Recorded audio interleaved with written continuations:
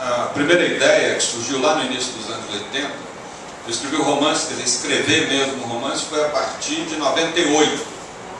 Terminei em 2010. Mas a primeira ideia foi escrever um romance sobre a mina do Morro Velho. Porque eu cresci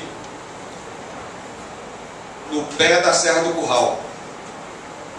E durante a minha infância e adolescência, eu fiz várias excursões a pé, atravessando a Serra do Curral, a Nova Lima. E na minha casa trabalharam babás e cozinheiras que tinham parentes em Raposos, em Nova Lima, que trabalhavam na mina. Então a mina do Morro Velho sempre teve muito presente no meu imaginário. As histórias que eu escutava, as doenças, as vezes que aqui houve desabamentos, mortes, tudo aquilo estava muito presente. E essa ideia, a partir do... Eu fui amigo do Dazinho, que algumas pessoas aqui, né, foi um líder sindical da mina, depois virou deputado estadual, foi muito perseguido pela ditadura, já faleceu há pouco tempo, enfim. E tudo isso me mordia, é o que eu chamo da gravidez literária. Eu tenho que escrever a história da mina do Morro Velho. Existem alguns romances sobre a mina, li, acho que li todos. Eu contei quantos livros eu pesquisei, eu li para fazer esse romance. 120 livros, né? História de Minas e do Brasil, enfim. Então, quando eu comecei a fazer a pesquisa da mina, eu me encantei pela história de Minas Gerais. E percebi que o Brasil, a história do Brasil, praticamente se centra em Minas Gerais durante os séculos 17 e 18, por causa do ouro e por causa dos diamantes.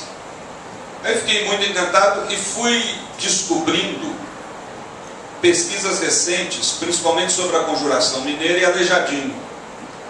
E aí me veio a ideia de fazer um romance, né? Eu não sei como é que é o método do Luiz, mas eu não consigo assim. Eu sei que tem escritores que conseguem. Quando começa a escrever já sabe como é que é o meio e o fim. Eu não sei. Eu vou indo, mudo aqui, mudo ali, e no final o próprio texto me surpreende, né? Tanto que, não vou contar o final para ninguém, mas no meu final aparece o casal Elizabeth Taylor e Richard Burton, né? Mas não cai de paraquedas não, tem a ver com a história de Minas, mas só lendo que você vai entender isso, né? E aí a coisa foi me empolgando, fui fazendo essa pesquisa, fui descobrindo e quis fazer um romance histórico sem herói. Não tem herói, né? Um pouco na linha do Luiz, porque os heróis do Luiz é o povão, né? Ele é um cara realmente, nesse sentido, não é que ele seja fiel às raízes dele, é que ele traz as raízes dele para a obra literária. Isso transpira no seu texto. E no meu caso eu queria mostrar que a história de Minas ela foi feita por escravos, por trabalhadores, por migrantes, por conflito e tal, e demitizar algumas figuras, como é o caso do Aleijadinho, né? Hoje as pesquisas mais recentes mostram que possivelmente o Aleijadinho não tinha aquela figura humana que todos nós aprendemos na escola. Enfim, não vou entrar agora em detalhes, mas no romance isso aparece. Por quê? O Aleijadinho não era tão aleijado como se supõe, sobretudo considerando o número de obras que fez, numa época de difícil movimento dentro de Minas Gerais, e considerando as limitações físicas que ele tinha, como é que resultou em tudo isso? De qualquer maneira, é o nosso Michelangelo, só não é tão conhecido como o Michelangelo, que nós somos um país que recém está deixando de ser colônia, porque senão ele teria a fama do Michelangelo.